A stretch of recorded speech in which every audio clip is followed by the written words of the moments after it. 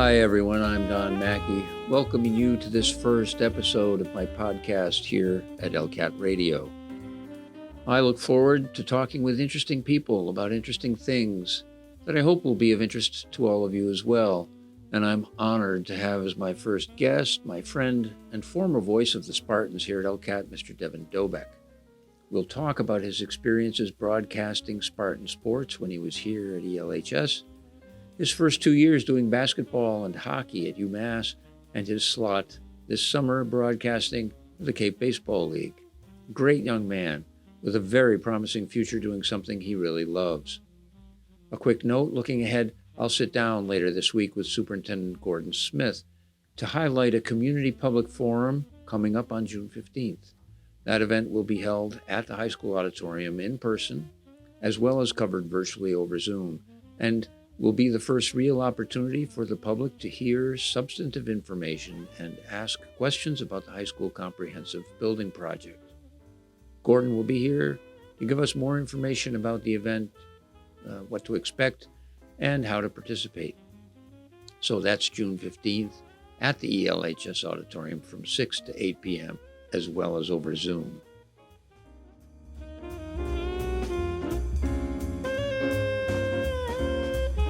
Okay, well, my guest today is Devin Dobek. Needs no introduction, but Devin was the voice of the Spartans for, about 2.5 years here, Devin. Thanks for coming back. I wanted to do a longer chat with you about your experience here at the high school, doing announcing for LCAT, and then you've been at UMass since then, just finished your sophomore year, and are heading off shortly to do play-by-play for the summer for the Cape Baseball League. So thanks for being here. Yeah, Mr. Maki, thank you for having me back. I'm really excited to kind of share my journey. I mean, I've had so many people in my network and so many mentors that have really helped me over the years, and I'd love to kind of give people who are coming up and, thinking about the industry a little bit of an idea of what to expect or how to succeed to the extent that I have so far. So anyways, it all started, I've loved sports my entire life. Sports have been my go-to. That's what I've covered when I've broadcasted. But I accepted at a very young age that I wasn't going to be a pro athlete. As much as I wanted to be, I knew that I was much better doing something else. And I used to always love to, talk about me and my brother playing wiffle ball or knee hockey or something. I just loved all the kind of the antics and the show business side of sports. I loved the starting lineups and like that kind of thing, and listening to the enthusiasm of the announcers. And then once I got here, I realized I was like, oh my gosh, I think I was in like 7th or 8th grade and I saw an LCAT in-town broadcast. And I was like, oh my gosh, like they have that? That's the coolest thing ever. And then fast forward to, maybe my sophomore year, and I didn't make the basketball team. I made it my freshman year, but I really wanted to do it my sophomore year. I got cut. I didn't take it the best, but I kind of used it as a blessing in disguise. And I realized, oh my gosh, maybe I can try and throw my hat in the ring at LCAT and see what happens there. So sure enough, I did.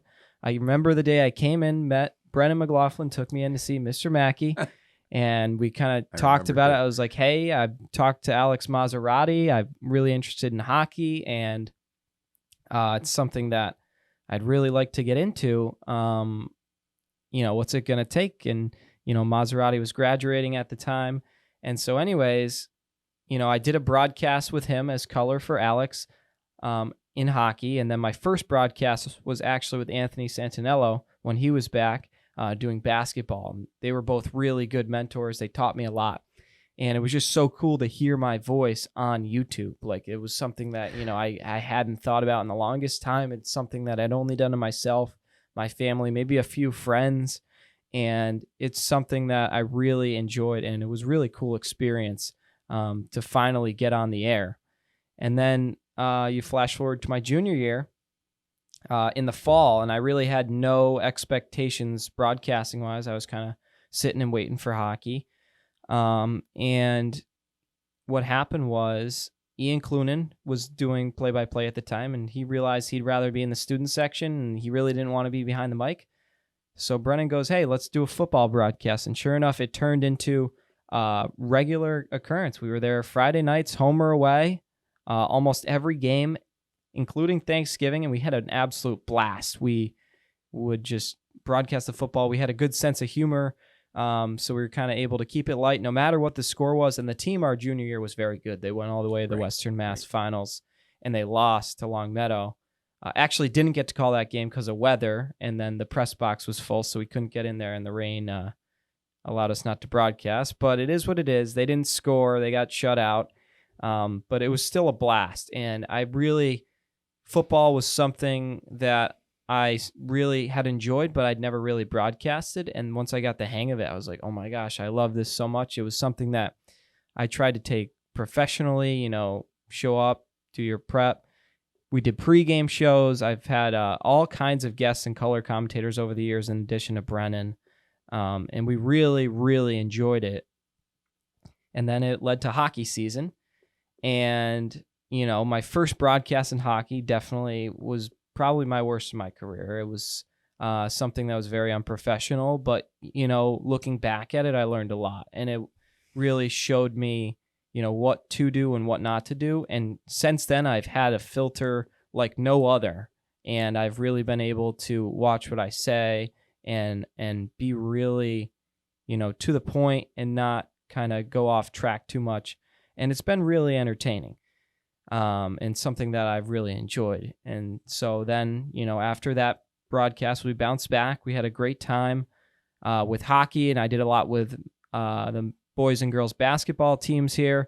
And that kind of carried on into my senior year. I did the football, hockey, and basketball throughout high school, and it really was great experience. And I just loved, I loved having sort of that, being that middleman. Like whenever one of the students would watch one of the broadcasts or one of the games, being the person that was able to add the excitement to their already exciting moment. And, getting all that praise is not what I was in it for, but it was something that it kind of warmed my heart. It's kind of the side effects of doing something that I was passionate about. I loved broadcasting, but being able to make everybody else's experiences better when they would watch it back, that was really the icing on the cake and something that I really enjoyed. And that is one of the things that has driven me to continue broadcasting to this day. And so then with that, I wanted to kind of crank it up another notch, and me and Brennan started The Latest here at LCAT, and we kind of had that thing on the local station. We'd do kind of a rundown show. We'd dress up. We'd have the suits, the laptops, and we'd just go back and forth. It was a blast. Again, a lot of guests there and a lot of people I have to thank. And yeah, that's pretty much how that took me through high school. I had a great time here at LCAT, but from there, it's been a bit different. Yeah, it's and we'll get into your experience at UMass in a minute, but I just to pick up on a couple of things that you mentioned, and honestly, I'd forgotten that first hockey broadcast, and I have a lot of respect for.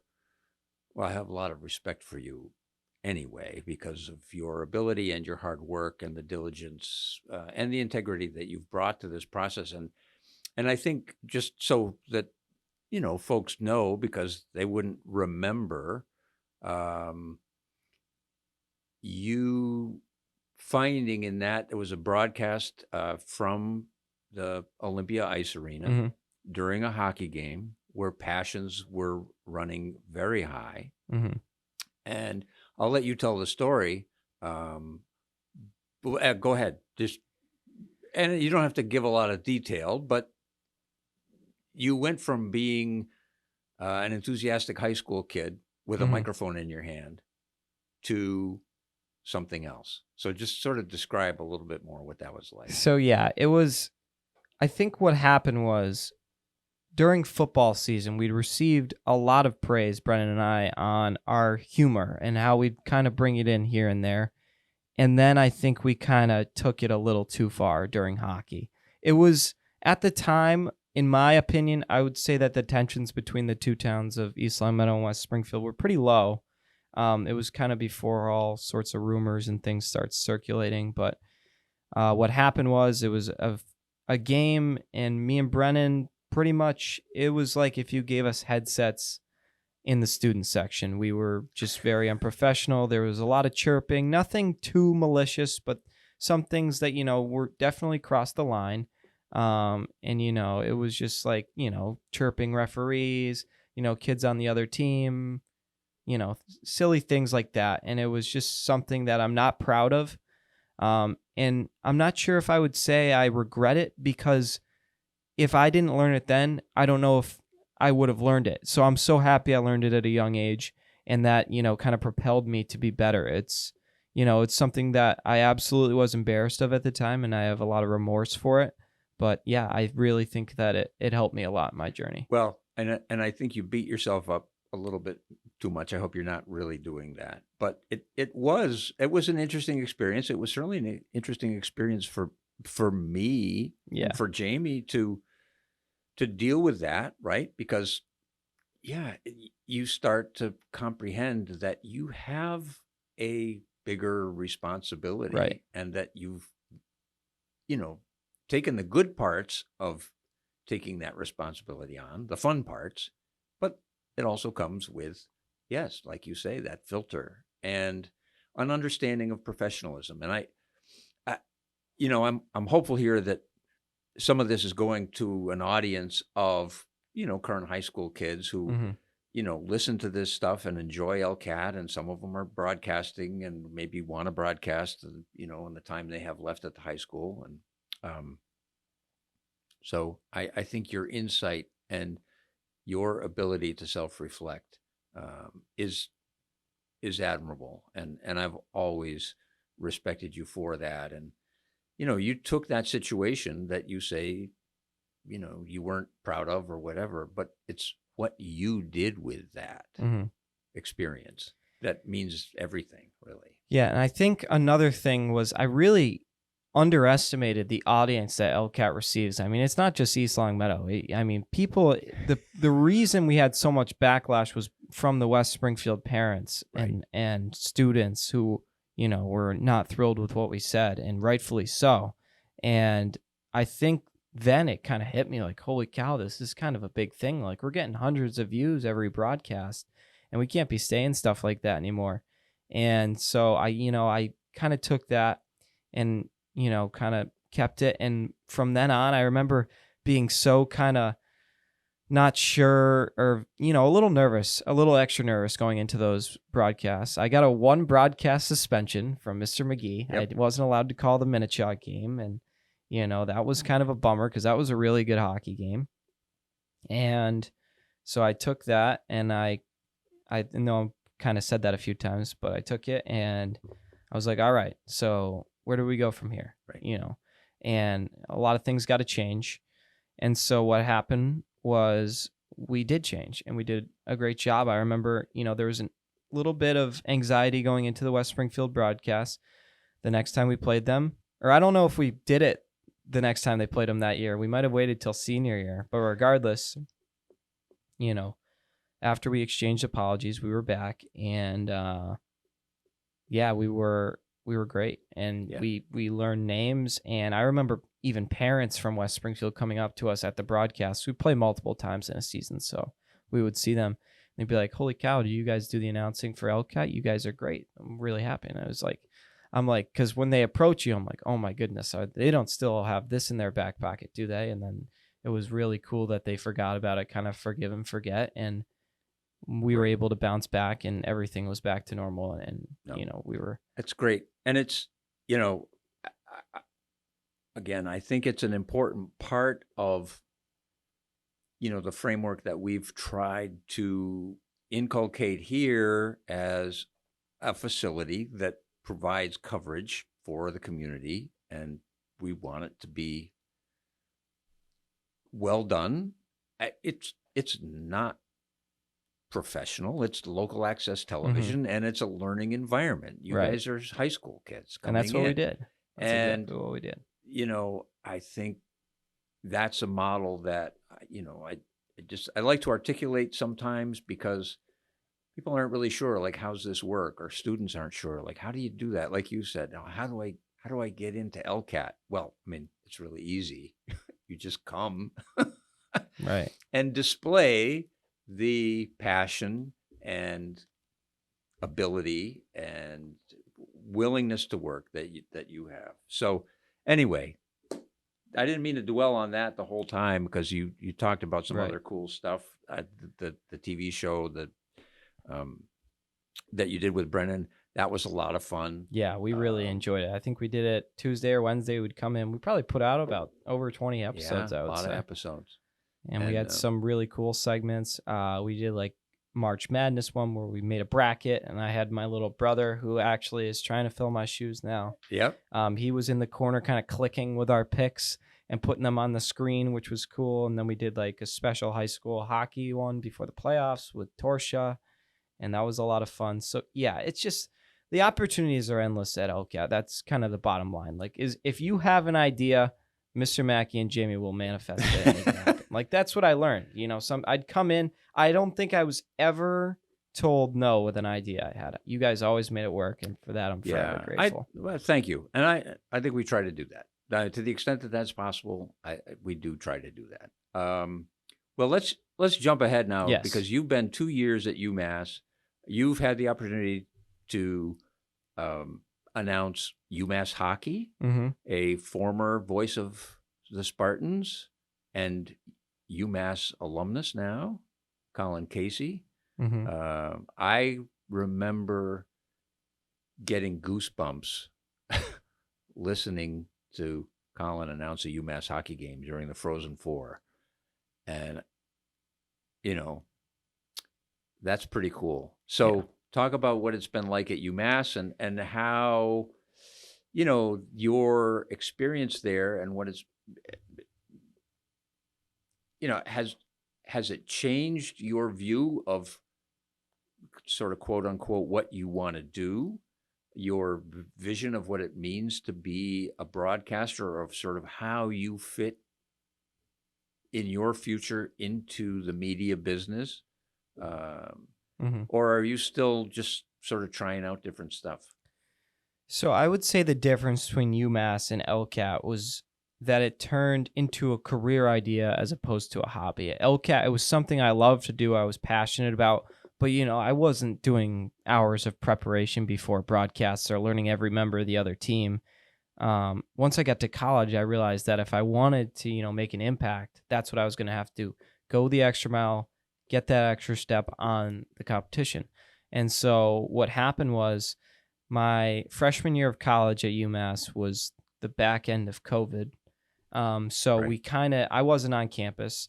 And so we'd kind of do a lot with Twitter outreach through a club, WMUA 91.1 FM, which is what I joined. And with the help of Colin Casey and Cam Seibert, that was the first time I'd really had an interaction with Colin. Not until college or the summer before college when he reached out to me and said, hey, I know you've done a lot of work with LCAT. Why don't you, come to a meeting? We'll talk to you and see if this would be fun for you. And I said, yeah, absolutely. I've been meaning to reach out to you as well.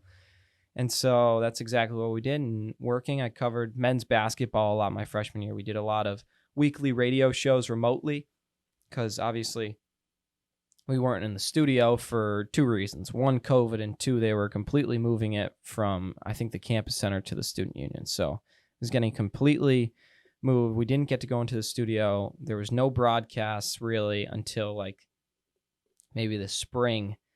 But covering men's basketball and, going to media, and I'm someone who gets starstruck rather easily, I would say. So, talking to like D1 athletes that I'd watched on TV for the last few years and like coaches that I've gone to games and seen, it was pretty surreal. And, I'd always, even on Zoom, I'd be, kind of nervous asking questions, but, I feel like that was pretty normal at the time. And so anyways, from there, Colin, thank God, he got to go to the Frozen Four in Pittsburgh because UMass hockey was on a tear. I was doing a little bit with hockey, but not nearly as much as I think two or three other guys. Colin got to go with another senior, and they called the national championship win, which was awesome. I was so thrilled for Colin after all his hard work. He finally got to do that, and that was like our second or third broadcast of the year. So anyways, from there, kind of a drought because spring sports at UMass, we do a little bit here and there, but a lot of it is UMass Sports Network. And I didn't really have any involvement because I wasn't on campus, so I couldn't call the games. And so then my sophomore year, we had new directors, Nathan Strauss and Nick Beal. And Nathan was someone who I worked with very closely in hockey. He showed me a lot, and that was when I really started to broadcast at a higher level. My first broadcast was actually for UMass was at the Mass Mutual Center. They were playing AIC. So I thought, like, full circle, that was pretty cool. Like, I've been going there my entire life for Falcons and Thunderbirds games, and now UMass is going to play there against AIC. And so kind of to go in the media route of the Mass Mutual Center as opposed to walking up the stairs was pretty cool. And it was something that I really took in. And I got to call a game with Nathan. UMass blew him out. And yeah, that's what happened there. And so from there, I just started to call more and more UMass games. I think they won all but one game I broadcast. I must have done like a dozen. And being able to go into the Mullins Center early and just see it empty, and then being able after the game to go to the media entrances and getting credentials and stuff and talking to like Greg Carvel, who's a legendary coach already, even though he's so young, he's, really turned UMass around, and talking to guys who, are winning all kinds of awards, D1 hockey players who are going to go on in the NHL. Like, it's just so cool to be able to interact with people like that.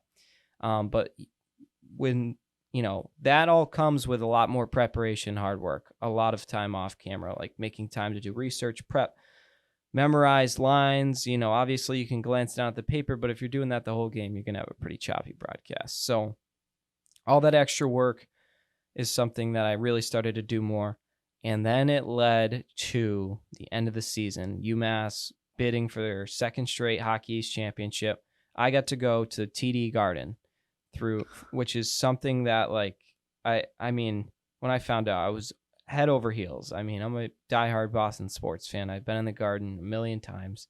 But then to go in that media entrance and literally be in a booth 2 doors down from where the Nesson guys are is something that I will cherish for a lifetime, whether I do anything with broadcasting or not. It's a memory that I really, hold on to. Like meeting, like, I don't know if anyone's familiar with Tom Karen and Billy Jaffe, but I got to shake their hands and kind of just walk, past them and see. I remember I ripped the thing off my door before I left. It said like booth 1, UMass Student Radio, booth 2, WEI, booth 3, like UConn Radio, booth 4, Nesson. And I was just like, to be on the same list with these kind of people is just like, it felt so not out of place, but like, just like kind of, this could start to become something. Like, This is an opportunity that not a lot of people get. And I'm very fortunate to get. They won it all. We got to call the semifinals on the air, but unfortunately the championship, which is the one I did play-by-play, and my partner did color, we just recorded just through a laptop, because what happened was the UMass women's basketball team made the March Madness tournament, which is something they haven't done in a couple decades. And obviously that's going to trump a conference championship game. So they took the airtime. I mean, what are the odds it was going to be at the same time? But happened. Right. UMass won in overtime. And regardless of the fact that we were on air, because even if we were on air, most people are going to probably be watching the TV broadcast. So it wasn't that big a deal, but the mic quality wasn't great. And anyways, we still got to do it, and it was a great experience, and I really loved it. But yeah, it came with a lot of hard work and preparation, and I'm really looking forward to having a bigger role in hockey next year. Probably be one of the top 2 guys, and it's going to be pretty awesome. It's incredible to hear all this, because I only sort of know about it tangentially, and Jamie will say, "Hey, did you hear about Devin did this?" And but I don't follow it, and right, I've got a lot of irons in my own fire. So just to sit here and have you relate all of these experiences and talking about being 2 doors down from the Nesson guys, and yes, those experiences are unforgettable. So it's very cool. I really appreciate you coming in and sharing that with everybody, because I think people people sort of, they need to know how strong these relationships are that start in 7th and 8th grade and in high school through sports, and the questions that go through a kid's mind. I don't know if what am I going to do if I don't make the team? Everybody deals with that in some way. And right. Again, you're a great example of somebody who took that and turned it into an incredible opportunity and incredible experience. So. Yeah, and another thing that I think is so huge, and my dad, I really owe him a lot for stressing this to me. He always does, even when it seems inappropriate. But network. You see someone, you talk to them, you exchange information with them as much as possible. And through knowing Colin, I mean, he is my number one network guy. He has gotten me everything that I've wanted other than LCAT. He got me an internship working alongside him, broadcasting for AIC. He got me an internship this past summer working with the Valley Blue Sox in the New England Collegiate Baseball League over in Holyoke. I got to call 20, 30 games for them this summer. And that made, I'd always played baseball. That was the one sport that I, could hold my ground in. So I had played throughout high school, but this was my first opportunity to finally broadcast it. And Colin put in a word for me. I got a phone interview, and that was it. And from there, I had a great summer with them. Again, really brought the professionalism into it. I had a great colleague in Cal Friedman. He goes to the University of Miami down in Florida, and he came up, and I learned a lot from him. He's a guy who's all business. He really puts in the hours off the clock, and I owe him a lot for what he's taught me, which helped with the Cape Cod Baseball League, which is where I'm at right now. In my humble opinion, I don't think without Colin I get the gig, because the Cape Cod Baseball League is the premier broadcasting internship in the country for college students. I'm going to meet a lot of people from Syracuse, Arizona State, big time broadcasting schools that pump people in there, and the teams often look at them. But Colin, who had been working with the Harwich Mariners, the team that I'm working with, he put in a word with the GM, and they literally reached out to me before they interviewed anyone.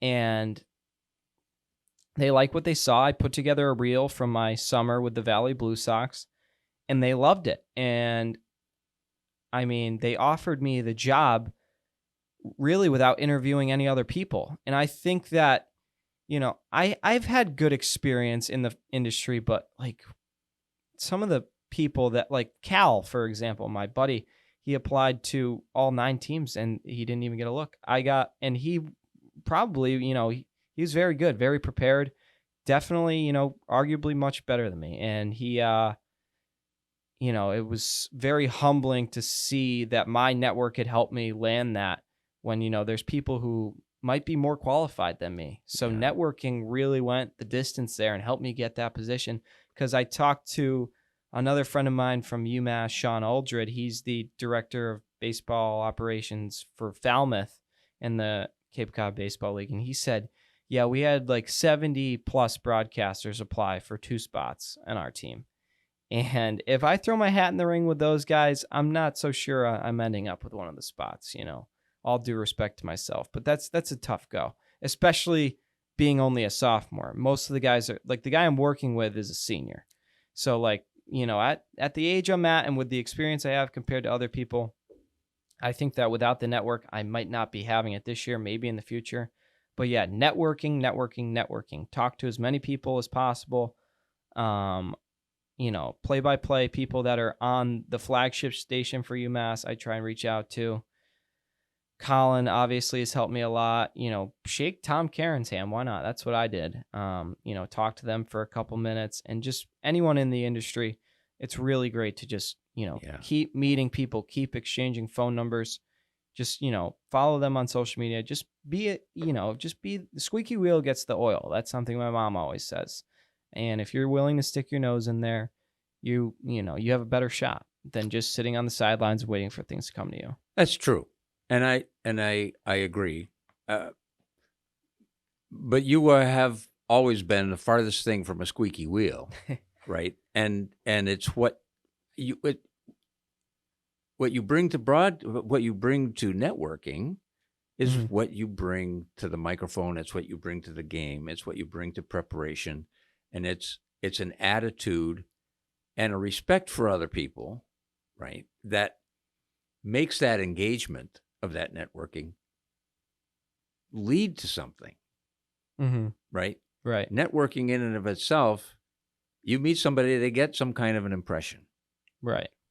It's the impression that you make and what's Exactly. behind that impression. And yes, you're doing the networking. Yes, Colin has helped you out, and I think the world of Colin, and he's Yeah. he's been amazing for LCAT. He's God bless him. But you bring something Mhm. to that equation that people recognize and respond to, and that's a great thing. It's what's been a privilege to get to know all of you guys. Starting, you mentioned Anthony Santinello. I mean, Yeah. I learned a lot from him. I wish he stayed he in the was my industry. first student broadcaster. Yeah. When I started. Yeah. And he's doing like social media stuff for WWE now. He's got a great gig, but I remember just being blown away. He is probably the best broadcaster I worked with in my young career. All due respect to Colin, but Anthony's just well, I he mean, had more the experience way by he- then too. Yeah. Yeah, the way he would, just take things down during the game. Like he'd do everything by hand. Like we did a basketball game. He'd tally down every person's points, assists, fouls, it was unbelievable. Like he must have had like 4 eyes, 2 on the game, 2 on the paper. It was ridiculous. And he know every stat. He was so well prepared, which is what really made him stand out. And Colin is the most prepared broadcaster I've ever worked with. He could tell you this. Whenever someone asked about Colin, I said he could tell you the 4th stringer's mother's birthday. Yeah. Like he just knows that. Like that's just Colin. Right. And He's got it wasn't a everything down. notes. Like he didn't come with a file folder No. full of notes with that Just information. knows it. He just has it in his head. Yeah. It's and astonishing. That's what really made him stand out. So Cape this summer. Yep. And then, boy, it's hard for anybody listening to this for the first time who maybe doesn't really know you or know that much about you. Right. To think anything other than, when do I see this kid on Nesson or ESPN? It's funny you say that because Harwich might have a game on Nesson. I believe it's July 17th. And last year, Colin got to do an inning on Nesson for Harwich. I remember and I'm really hoping I get the opportunity to. I believe it's an away game, so I'm not sure if that will affect it. But even just, them being at the same field will be pretty cool. But do you see, I mean, we talked a little bit before we came on, and you can talk about your sort of major and how you're pursuing all of this at UMass and what your thinking has been. Because I think that's interesting, and it's certainly pertinent for anybody, again, in high school, which I'm kind of working off the assumption that that's who's listening to us right now. Right.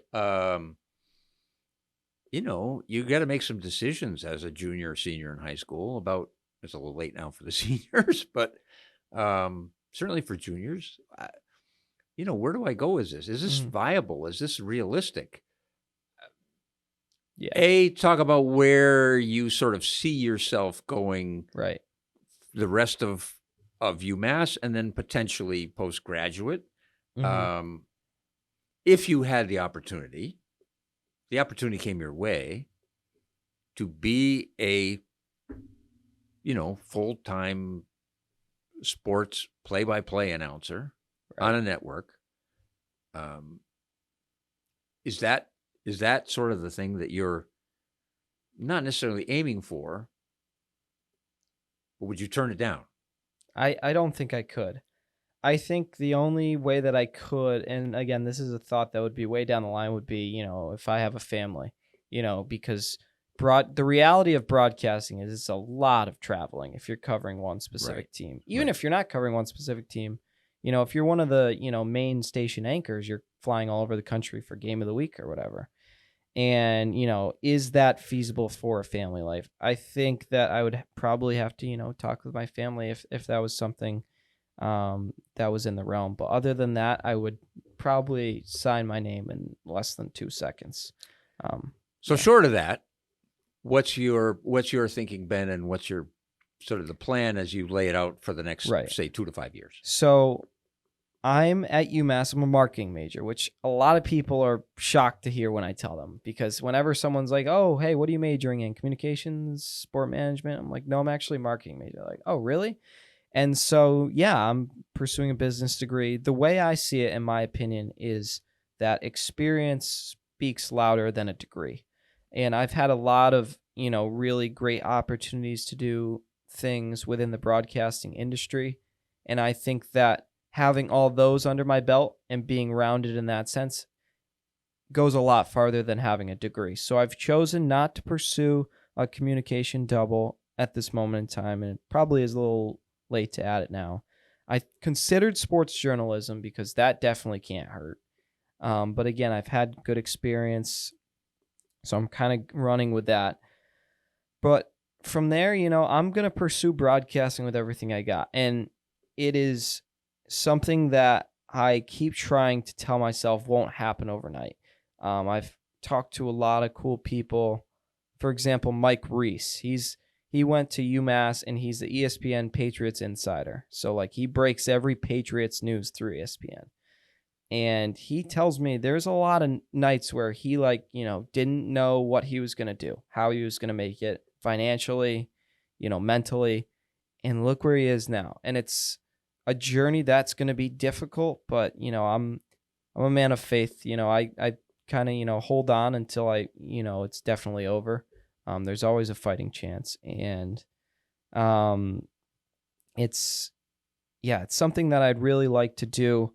But that's why I'm keeping the business major. I think that's why I never switched it. Is if for some reason there's another plan out there for me and broadcasting is not going to be what I'm going to do in life, then at least I'll be able to have a knowledge in the business industry. I can go get a job in sales or marketing somewhere and work for a company in that sense. But as far as 2 to 5 years, I'm going to go at broadcasting with everything I got in me. I'm going to continue with that networking. Like I said, I'll meet a lot of cool people in the Cape League, and maybe, if one of them lands a spot, they can help me at a lower level and kind of get my foot in the door.